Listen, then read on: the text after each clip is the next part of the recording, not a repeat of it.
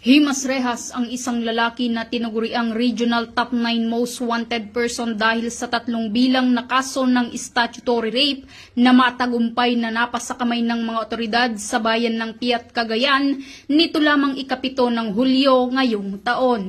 Kinilala ang suspect na si alias RJ, 21 taong gulang, may live-in partner, magsasaka at residente ng nasabing bayan. Ang matagumpay na operasyon ay sa pangunguna ni Police Lieutenant Frederick S. Matias, Deputy Chief of Police ng Piat Police Station, katuwang ang Provincial Intelligence Unit, Cagayan Police Provincial Office at 1st Cagayan Provincial Mobile Force Company, 4th Maneuver Platoon sa pamumuno ni Police Captain Harold King Amaki. Sa kasalukuyan, ang naturang akusado ay nakatakdang i-turn over sa korte na may jurisdiksyon sa kaso. Samantala, ang pagkaaresto kay alias RJ ay patunay lamang ng patuloy na pagsusumikap ng Cagayan Cops na maihatid ang hustisya sa mga biktima at mapanatili ang kapayapaan at seguridad sa ating mga mamamayan dahil dito sa bagong Pilipinas,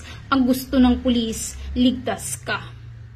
Mula dito sa Lambak ng Cagayan, ako ang inyong Police News Network Correspondent, Patrolwoman Wendy Rumbawa, alagad ng batas, tagataguyod ng Balitang Pulis.